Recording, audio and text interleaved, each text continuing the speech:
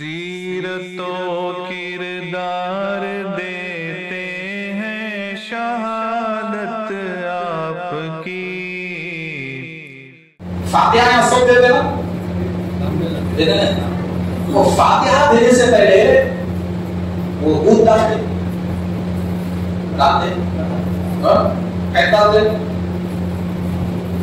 بولو کیا ایک واسطے بالکل بولو، مسجد میں بھی قرآن پڑھے تو اردان میں سن کر وہ فاتحہ کے واسطے سے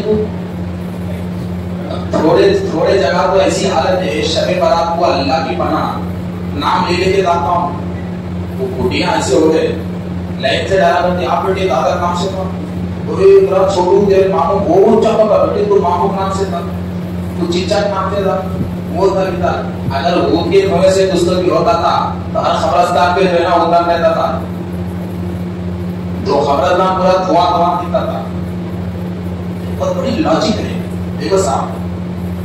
پرانے زمانے کے جو طریقے ہیں وہ طریقوں کا مذاق نہیں اڑانا، پرانے دور کے لوگ اللہ سے ڈرنے والے بہت تھے اور ہر چیز میں وہ عقیدت اور احترام رکھتے تھے، تو ایسے پرانے دور کے جو طریقے ہیں نا وہ طریقوں میں بہت راز چھپے ہوئے ہیں، وہ رازوں کو آج کی نسل نہیں سمجھتی، وہ راز میں آپ کو بتانا چاہوں، وہ راز میں آپ کو بتانا چاہوں کہ وہ راز کیا ہے۔ رسول اکرم صلی اللہ علیہ وسلم کی حدیث ہے کہ جس گھر میں قرآن کی تلاوت ہوتی ہے تو مثال کے طور پہ سمجھو کہ ہمارے رحمان صاحب کا گھر ہے، ایک مثال رحمان صاحب اپنے گھر میں بیٹھ کے قرآن پڑھ رہے اور رحمان صاحب گھر میں اکیلے ہیں،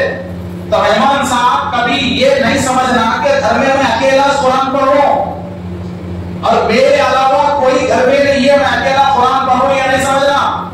وہ کیوں؟ اس لیے کہ جس گھر میں قرآن کی تلاوت ہوتی ہے آسمان سے فرشتے اس گھر میں قرآن سننے کے لیے اترتے ہیں،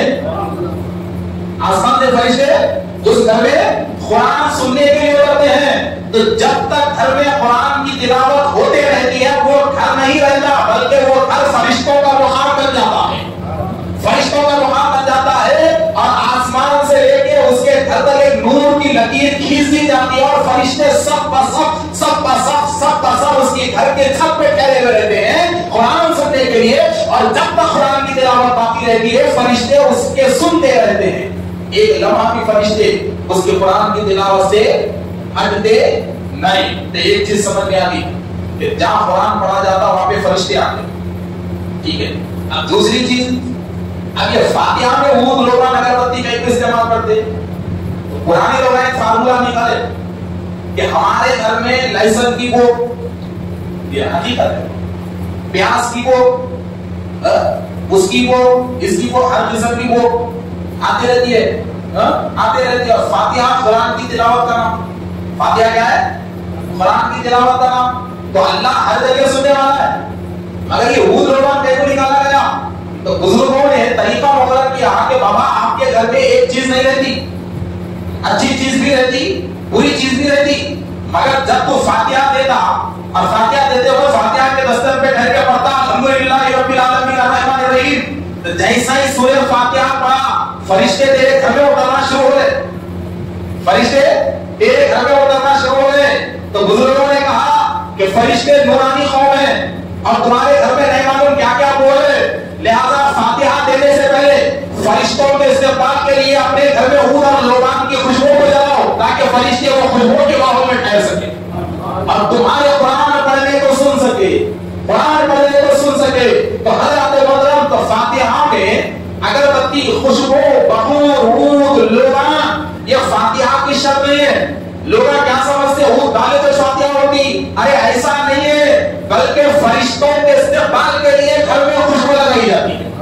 فرشتوں کے استقبال کے لیے گھر میں خوشبو کو پھیلایا جاتا ہے تاکہ وہ نورانی مخلوق خوشبو کے ماحول میں ٹھہر کے ہمارے پڑھنے کو سن لے اور ان کے ٹھہرنے سے ہمارے گھر میں رحمت نازل ہو، ہمارے گھر میں رحمت نازل ہو۔ اب فاتحہ کا کھانا تبرک کیسا بنا؟ فاتحہ کا کھانا تبرک یہ پڑھنے والے کا کمال نہیں ہے، یہ پڑھنے والے کا کمال نہیں ہے، بلکہ جو چیز پڑھا نا اس کا کمال ہے کہ سامنے جو چیز ہے وہ تبرک بن جاتی ہے۔ دیکھیں کیا ہے بھائی قرآن کا کمال، کہ جس چیز کے سامنے تم قرآن پڑھو پانی ہے، دیگ بھر کھانا ہے اس کا احترام الگ ہے، مشتاق بھر کھانے کے فاتحہ پڑھے تو اس کا احترام الگ ہے، ایک دانہ بھی نیچے گرانا پسند نہیں کرتے۔ ایک گلاس پانی پہلے دور تھا، فاتحہ کا پانی پینے کے بعد تڑپتے تھے خاندان میں، ایک ایک چمچہ سب کے اللہ میں ڈالتے تھے، اور ایسا ڈالنا بھی ایک کو ڈالنا وہ بولو قرآن بتا رہا ہوں میں سبجیکٹ سے ہٹا ہوا ہے، وہ سبجیکٹ کا ہی ایک کو سنو، پوری دیر تبرک نہیں ہے تمہاری اور ایک مشتاق تبرک، پوری دعوت کے لیے 4-5 پیالے پانی میں رکھا ہوا ہے، وہ تبرک نہیں بنا، ایک گلاس پانی تبرک ہو، پینے سے تبرک میں ایک گلاس پانی ہو کیسا؟ تو اس کا راز یہ ہے کہ جب انسان فاتحہ میں قرآن پڑھتا نا تو خالی فرشتے نہیں اترتے، فرشتے اپنے ہاتھوں میں اللہ کی رحمتوں کے ڈشا تک